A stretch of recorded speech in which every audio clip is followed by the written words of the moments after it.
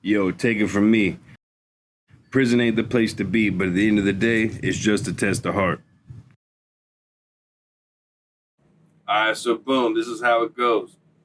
If y'all watched the last episode, you'll know Sarge put me up against the wall, tricked the shit out of my ass, sent me to the adult compound. So bam, at the Central Florida Reception Center, the adult compound, super laid back.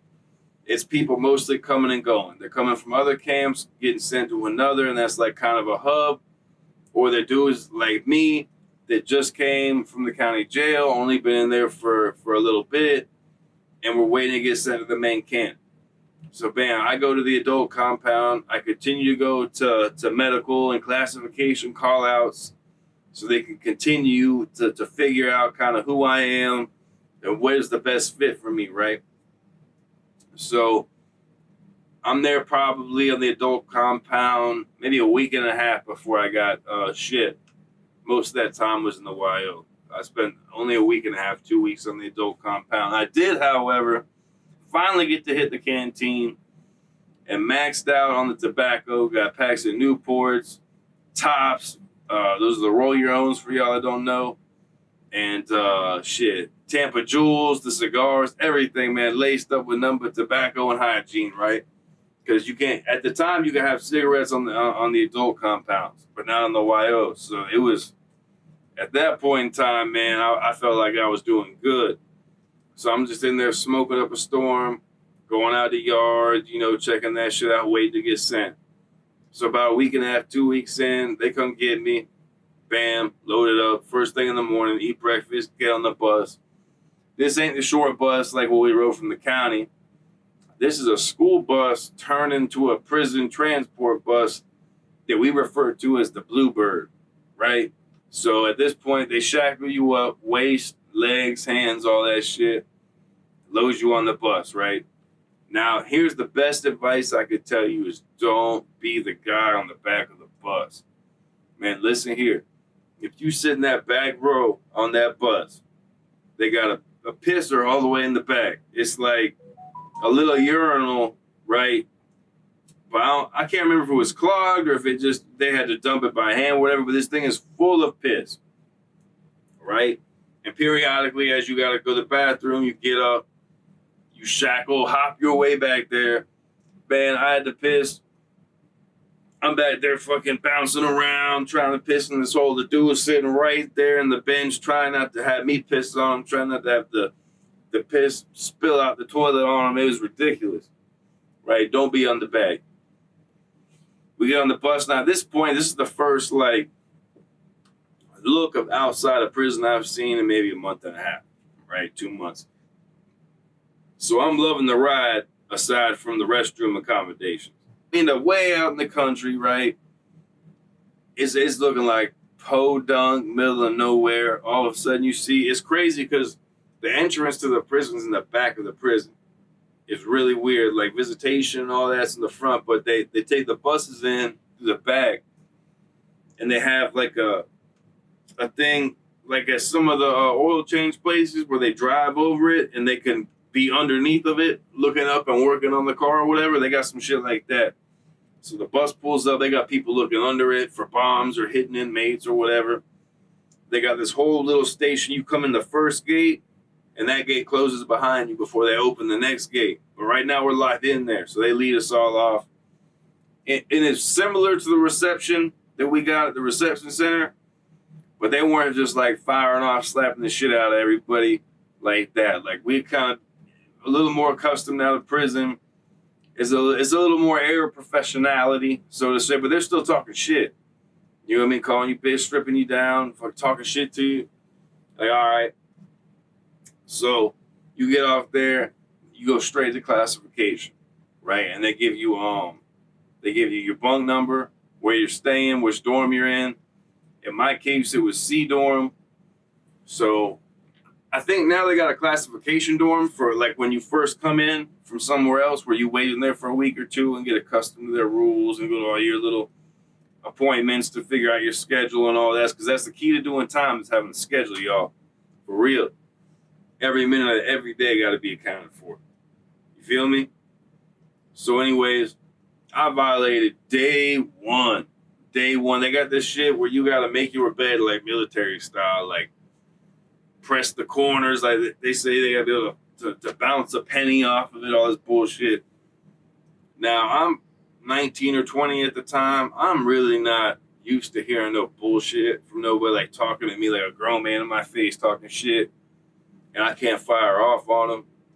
So it's like, I really don't like the way I'm feeling about the way they're trying to put down on us, right? So I'm just bucking everything like a jit, like a dumbass jit. Buck that, they call me in from the red yard. Bam, first DR, day one. Failure to maintain living quarters or some bullshit like that. It was a walk-in DR, so y'all that don't know, walk-in DR means you don't go to confinement. You still gotta go to, the court, their little in-house court with the lieutenant and the CO that gave you the DR and all that bullshit, but you're not necessarily locked up in confinement. It's like a minor infraction type of deal. So I had that shit waiting. They assigned me to like pushing a broom, man. I'm on the sidewalk just pushing a broom. Some bullshit.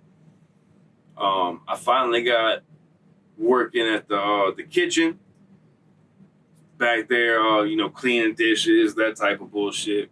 So you eventually get moved to a kitchen dorm where a lot of people that work in the kitchen live in that dorm, and they wake you up at 4 o'clock in the morning, all this, to go start making food for the compound. I believe there was like 1,800 people at Sumter when I was there. That's a lot. That's a big compound, man. That's a big compound. But anyways, the first week you're there, you're just getting assigned a job. You're going to see classification, this, that, and the third. Well, during this first week, I also got to know how the prison guards are, right? They got this shit where if you don't have a shaving pass, which is a pass from medical that says you don't have to shave because you get bumps or whatever, then you have to have a shaved face. Like, they want baby bald face all day, every day, right? So I'm a dumb jit. I'm bucking. I got like a 2-day stubble on, whatever. I'm walking down the crosswalk with my boy Detroit, also a Crip. Shout out Detroit. We're walking down, and the CO, man, this ginger-haired fuck, who I ain't gonna say his name, but he stops me. Hey, you got a shaving pass? Tell him, nah, I ain't got no shaving pass. He goes, get back to the dorm, fool. You ain't getting none to eat today. I'm like, what? I start snapping off. Detroit's grabbing me. Yo, Trill, chill. I'm like, man, fuck that. And Buddy's like, what you mean, fuck that? The police now. I'm like, man, fuck you. You can tell me I can't eat lunch because my face ain't shaved? Like I ain't no human being and shit? I'm tripping out. I'm pissed off. I've been here a week. They're treating me like shit. This dude's trying to put down on my lunch, dog. I ain't going for it. So this is when, I ain't gonna say his real name, but anyone that's been to Sumter, you know about Goldberg. That's his nickname. This dude looks like the wrestler Goldberg, man, like in every way. He's big as fuck like Goldberg. He's heavy as fuck like Goldberg. This bitch got a bald head, the mustache, the wraparound, all that, just like Goldberg. Like, this bitch is a living giant, right? So now we're on the crosswalk now, which is like the meeting of 4 different sidewalks, right? We're at a 4-way stop, for lack of a better term. So we're at this 4-way stop, man, and Goldberg decides to jump in while I'm getting into it with the first CO. He tells me, hey, all them tattoos don't make you tough. I look at him, said, man, all this tough makes me tough. Just like that, on everything, no cap, right? He looks at me, he said, motherfucker, cuff up, right? I cuff up. They take me, they got a holding cage on one of them sidewalks that meets at this intersection I'm talking about. There's a little holding cage. So I sit in there, right? They take me in there, lock me in the cage. No lunch still. I'm watching everybody file to and fro from lunch. I ain't getting shit. I'm pissed off. Man, an angel. I don't like the police, the CO, but hey, man, this lady was an angel. A white shirt. For y'all that don't know, that's like a lieutenant or a captain. That's a high-ranking CO. Like, that's the part. What you'll hear inmates yell, white shirt on deck.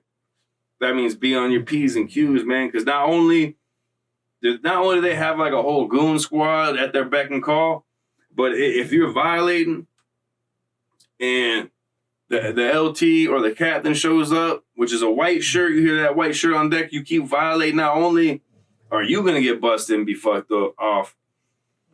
But the COs that are supposed to be watching that dorm are gonna get fucked off. And so what do you think is gonna happen?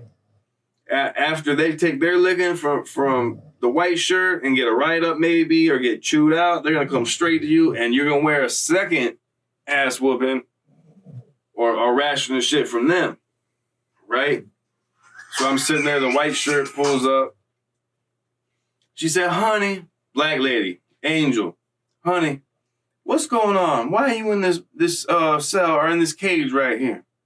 So I tell her, hey man, I was trying to get lunch, but he said I couldn't eat because I didn't have a shaving pass, so I couldn't go shave and come back. Said like I'm dead on lunch. She said, oh no, honey, we gonna straighten that. So I'm like, all right, but I really ain't believing her. But I'm like, all right, bet. Hey, sure enough, Goldberg comes down with the bag lunch, man, in his hand. He's mad. I can tell this lady done told him some shit he didn't like. Like, you can't be withholding food from inmates or whatever. There are some good ones out there, man. This lady was an angel. He brings this bag lunch. I just done told him to fuck off and he's a bitch and tighten me up and all this shit, right? He shows up with the bag lunch, hands it through the bars of the door, right? He's like, there's your lunch. Oh, I appreciate it, right? I can tell he's mad as a motherfucker right now. So I eat my shit, whatever. She comes back. Oh, you good? You got your lunch? I'm like, oh, thank you so much. You know what I mean? Appreciate it. 5-10 minutes later, he comes back. He's like, you got anything else you need? You got any problems? So I hand him the bag lunch, y'all, with the trash in. I tell him, hey, you could throw this out for me? This bitch come unglued, son. Like, came unglued. Like, he's beating on the bars, came unglued. Like, motherfucker, I will beat your ass. You keep on trying me, motherfucker. Blah, blah. Like, he's going off on the other side of this cage, right? So I'm just sitting there just smiling, bro, like laughing that I got this dude so out of character, so bent out of shape, right? I'm still thinking it's a game, y'all. Do not do this shit. I'm telling you, I did everything the wrong way. And luckily God provided and got me out of there. But yo, listen here. Do not do that shit. It's a bad look. It's going to get you in a bad way. Anyway, they let me out. I didn't catch the DR. But now I got a beef going with these COs. So my first week, man, I've already started this little beef. I ain't really had no problems with inmates, y'all. Like, nobody really bothered me like that. I was clicked up with my bros. We were chilling. I can't think of any problems I have with no inmates right off the tip top. But the COs, man, it was like ongoing every day. Every time I catch you, say some slick shit, and they say so. It was brewing, y'all, and it was ready to happen. So I'll leave y'all with that. We'll jump into the next episode when we jump into the next episode. For right now, man, it's TOH TV. It's your boy Trillbilly, a.k.a. Suge White, a.k.a. Vanilla Gorilla, a.k.a. Torano Blanco, the White Thunder, home signing off. Y'all be good.